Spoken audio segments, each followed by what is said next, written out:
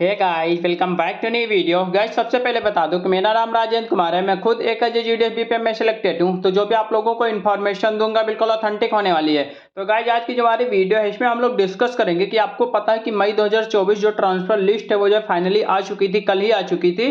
तो जिन भी लोगों का ट्रांसफर लिस्ट में नाम आया है तो उनको जो है अब आगे का क्या क्या प्रोसेस से होकर गुजरना पड़ेगा, यानी कि ट्रांसफर लिस्ट में नाम आने के बाद आगे का क्या क्या प्रोसेस होता है उसके बारे में हम लोग डिटेल से चर्चा करेंगे। आपको क्या करना चाहिए, क्या करना नहीं चाहिए, कहां पे जाना है, ठीक है नाम आने के बाद आपको कहां पे जाना है, क्या करना है, डिवीजन वाले कब तक आपको रिलीव करेंगे, न्यू पोस्ट पर कैसे ज्वाइन करना है, उसके बाद सीएसआई आईडी कैसे ट्रांसफर होगी, इसके बाद न्यू सैलरी जो है कैसे आएगी, ठीक है। और सबसे बड़ा कंफ्यूजन ये है कि जो सेकंड मेरी लिस्ट है या सेकंड ट्रांसफर लिस्ट है वो जो है आएगी या फिर नहीं आएगी। तो हम लोग पूरा डिस्कस करेंगे, तो आप लोग पूरा वीडियो जरूर देखिएगा। अगर मेरे इस चैनल पे नए हो, अगर अभी तक सब्सक्राइब नहीं किया है तो प्लीज चैनल को सब्सक्राइब जरूर कर लेना, क्योंकि इस चैनल पे आप लोगों को जीडीएस की रिकॉर्डिंग पल पल की और ऑथेंटिक अपडेट मिलती रहती है। तो देखिए, सबसे पहले बता देता हूं कि सेकंड ट्रांसफर लिस्ट के बारे में बता देता हूं कि भाई देखिए, सेकंड ट्रांसफर लिस्ट बिल्कुल भी नहीं आने वाली है।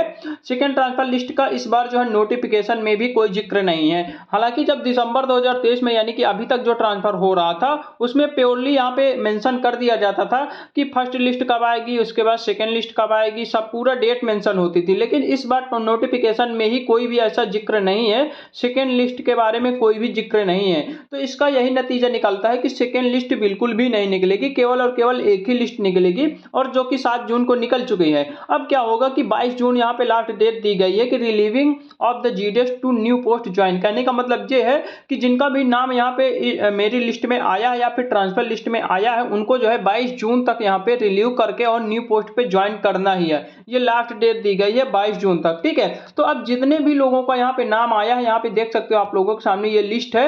तो जितने भी लोगों का नाम आया है उन सभी लोगों को क्या क्या करना है, किन किन प्रोसेस से होकर गुजरना है, मैं यहाँ पे स्टेप बाय स्टेप बता रहा हूँ। यही सब प्रोसेस आपको करना पड़ेगा। तो देखिए, जिनका भी नाम आया है वो क्या कीजिए कि अपने मेल ओवरसियल से, जो भी आपके मेल ओवरसियल होंगे आपको पता होगा, अपने एफडीआई से या फिर एसपी से, जो हमारे एसपी हैं, आईपी हैं, इनसे जो है आप लोगों को कांटेक्ट करना है। आप लोग मेनली क्या कीजिए, मेल वर्चुअल से आप लोग कांटेक्ट कीजिए कि सर हमारा जो है ट्रांसफर लिस्ट में नाम आया है, हमको जो है रिलीव करवा दीजिए जल्द से जल्द, जिससे कि हम जो है न्यू पोस्ट पर बहुत जल्द से जल्द ज्वाइन कर सकें। तो आपके मेल वर्चुअल जो है आपका सारा काम करवा देंगे, आपकी इंस्पेक्टर या फिर एफडीआई आपका सारा काम वही करवा देंगे, कोई दिक्कत नहीं है। मेनली होता क्या है कि जब भी ट्रांसफर लिस्ट में नाम आ जाता है उसके बाद क्या होता है कि आपको रिलीव किया जाता है। वहां पे जब रिलीव किया जाएगा तो आपका जो चार्ज है वो जो है किसी दूसरे को दिया जाएगा, ठीक है। आपका जो चार्ज है, चार्ज किसी दूसरे को दिया जाएगा और एक न्यू चार्ज रिपोर्ट बनेगी।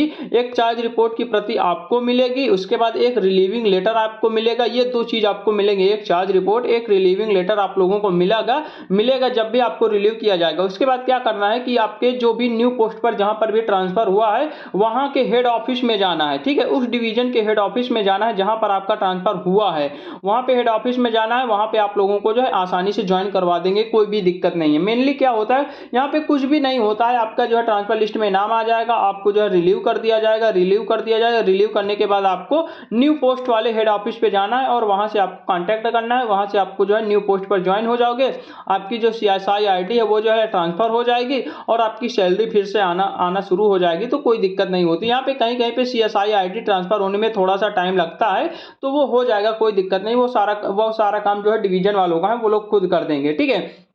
तो देखिए, यहाँ पे मैंने सब कुछ बता ही दिया कि 22 जून तक आपको जो है, आप लोग कोशिश ये कीजिए, जिनका भी ट्रांसफर लिस्ट में नाम आया है वो लोग कोशिश कीजिए कि जो है जल्द से जल्द वो लोग जो है अपना रिलीविंग लेटर वहां पे प्राप्त कर ले, यानी कि वो वहां पुरानी पोस्ट से रिलीव हो जाएं और न्यू पोस्ट के ज्वाइन के लिए आप लोग जल्द से जल्द निकल पड़े, क्योंकि जितने जल्दी आप लोग न्यू पोस्ट के लिए ज्वाइन कर जाओगे उतना आप लोगों को फायदा मिलेगा, ठीक है। उसके बाद यहाँ पे कुछ पॉइंट्स हैं यहाँ पे जो कि यहाँ पे दिए गए हैं, उन पॉइंट्स के बारे में हम लोग बात कर लेते हैं कि जो कि हमारे ट्रांसफर लिस्ट के जो है नीचे जो है यहाँ पे पॉइंट दिए गए हैं। यहाँ पे देख लीजिए, the above mention transfer is approve and is subject to be following candidate. ये जितने भी पॉइंट्स दिए गए हैं इन पॉइंट्स को जो है कैंडिडेट को फॉलो करना पड़ेगा। पहला नंबर है, in case of transfer from one recruitment unit of another the transfer GDS will rank junior in seniority list of the new unit to all the GDS GDS of that unit who exit seniority list on. कहने का मतलब ये है, ये हालांकि आपसे ज़्यादा मतलब नहीं, ये सीनियरिटी जूनियरिटी का है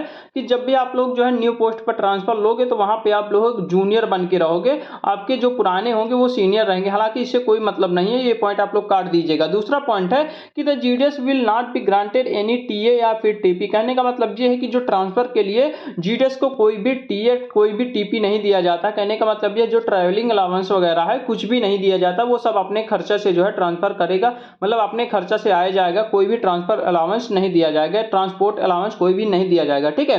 तीसरा नंबर है हमारा कि रिलीव ऑफ द जीडीएस में be done by the divisional head after confirming that the no discipline action violation case in pending completed against in the GDS. कहने का मतलब ये है कि अगर मान लो कि ये जो है डिवीजन हेड के ऊपर डिपेंड करेगा कि जो है उनके खिलाफ या कैंडिडेट के खिलाफ जो भी जीडीएस को रिलीव करना है, रिलीव करने के पहले उनमें जो है कुछ चीज़ें ध्यान में रखना है, जैसे कि कोई भी डिसिप्लिन केस नहीं है, कोई भी डिसिप्लिन एक्शन कैंडिडेट के खिलाफ नहीं होना चाहिए, नहीं तो डिविजनल हेड जो है उसको रिलीव नहीं करेंगे। ठीक है। चौथा नंबर हमारा पॉइंट है in case of transfer from ABPM RMS as BPM this transfer to subject that the GDS has to make accommodation arrangement for the managing BO पर standard prescribed for BO। कहने का मतलब ये है जो भी मान लो कि कोई भी ABPM है या फिर RMS से जो है कोई भी BPM पद पर अगर वो जो है ट्रांसफर ले रहा है, अगर आपको पता है कि ABPM 12,000 लेवल 2 में अगर होगा, RMS में होगा या फिर कहीं भी होगा, यानी कि अगर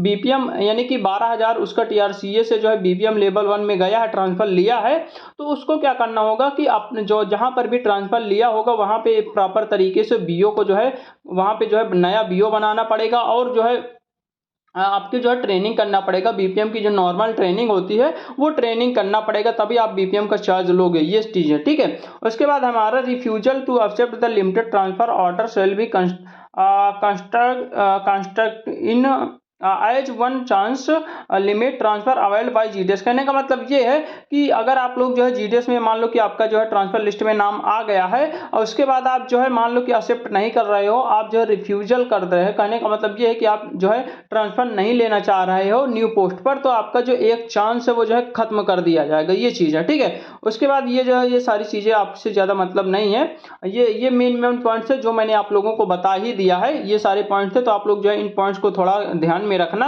और जो है ज़्यादा से ज़्यादा जल्द से जल्द आप लोग जो है अपना रिलीव करके और न्यू पोस्ट में ज्वाइन करने की कोशिश करना। ठीक है। ये सारे पॉइंट थे तो मैंने आप लोगों को बता दिया है कौन कौन से प्रोसेस से, सारा प्रोसेस आप लोगों को बता दिया। जब भी आपका ट्रांसफर होगा तो आपका क्या होगा मेन कि CSI ID आपकी जो है एक मतलब इस डिवीजन से उस डिवीजन में ट्रांसफर कर दी जाएगी और आपकी सैलरी वगैरह आने लगेगी, कोई दिक्कत नहीं है। बाकी और सब कुछ ईजिली हो जाएगा, कोई दिक्कत नहीं है। आप लोग अपने मेल वर्चुअल या फिर FDI से आप लोग संपर्क कीजिए, वो ईजिली सारा काम करवा देंगे, कोई दिक्कत नहीं है। ठीक है।